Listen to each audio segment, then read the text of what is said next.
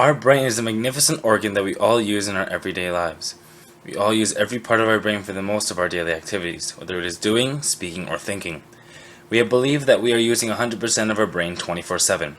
But however, some people believe that there is more to it, such as human beings only having access to 10% of our brain. This is believed to only be a myth, but is it actually true or false? The 10% statement may have been started with a misquote of Albert Einstein or the misinterpretation of the work of Pierre Flourens in the 1800s. It may have been William James, one of Harvard psychologists, who wrote in 1908, "We are making use of only a small part of our possible mental and physical resources."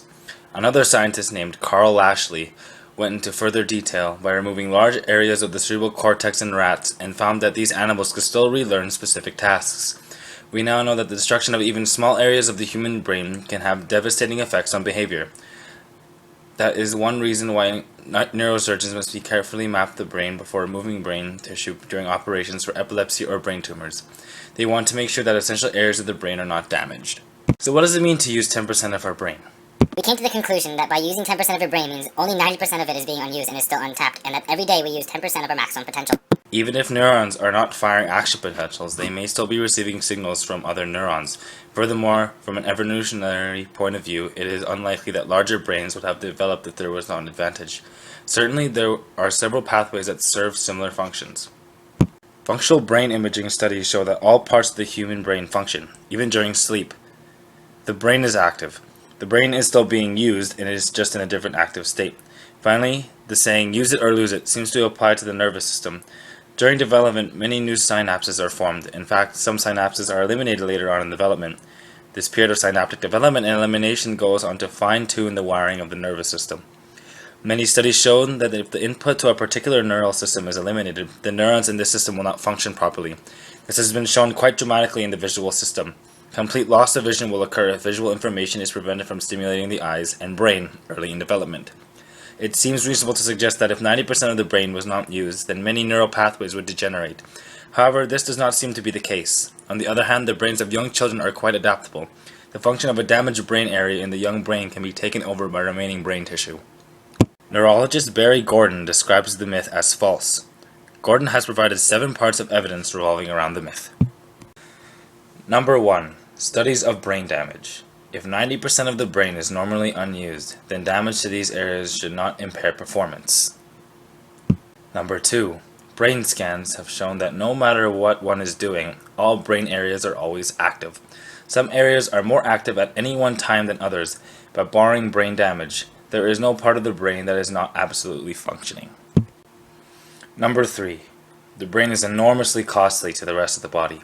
In terms of oxygen and nutrient consumption, it can require up to 20% of the body's energy, more than any other organ, despite making up only 2% of the human body by weight.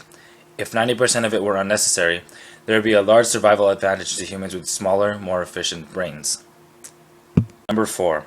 Brain imaging, or neuroimaging. Technologies such as position emission tomography and functional magnetic resonance imaging follow the activity of the living brain to be monitored. They reveal that even during sleep, all parts of the brain show some level of activity. Number 5. Localization of function. Rather than acting as a single mass, the brain has distinct regions for different kinds of information processing. Decades of research have gone into the mapping functions into areas of the brain, and no functionless places have been found. Number 6. Microstructural analysis. In this single unit recording technique, researchers insert a tiny electrode into the brain to monitor the activity of a single cell. If 90% of walls were unused, then this technique would have revealed that purpose. Number 7. Synaptic pruning. Brain cells that are not used have a tendency to degenerate. Hence, if 90% of the brain were inactive, autopsy of normal adult brains would reveal large-scale degeneration. Out of all the information we have provided, it still seems like the 10% of our brain myth is still recognized as false. However, there are creatures in the world that have different functions based on their way of life and structure of their brain. For example, animals such as bats and dolphins have enough access to their brain to communicate a process known as echolocation. This allows the user to locate objects by the use of sound as it reflects off the object to them, sending them signals to their brain on its location. In dolphins, this special function works especially well underwater as a form of communication, While most of us outside the scientific realm know that dolphins do communicate with each other, and they're one of the most playful animals in the universe, we've never been exposed to the intricacies of the dolphin's brain. Dolphins have two hemispheres just like humans, however. Theirs are split into 4 lobes instead of 3. The 4th lobe in the dolphin's brain actually hosts all of the senses, whereas in humans the senses are split. Some believe that having all these senses in one lobe allow the dolphin to make immediate and often complicated judgments that are well beyond the scope of human ability. When studying the neocortex, which is the outside surface of the brain that is responsible for forming perceptions, memories, and thoughts, dolphins have more of a convolution than most of the intelligent humans. It is thought that dolphins may also be able to use the hemispheres of their brain separately, as they have separate blood supplies, which is something that is exclusively only to the dolphin. To add more weight to this supposition, dolphins are also able to move their eyes independently, which has led some researchers to suggest that the dolphin may actually be able to sleep with one side of its brain at a time.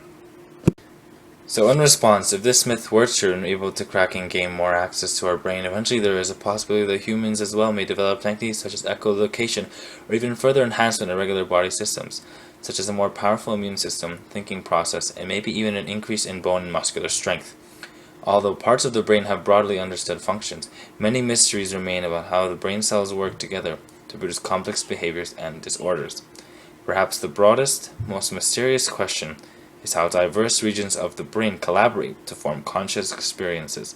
So far, there is no evidence that there is one site for consciousness, which leads experiments to believe that it is a truly collective neural effort. Just remember that this is still considered a myth and that there is just not enough evidence to prove that human beings only use 10% of their brain. Thank you.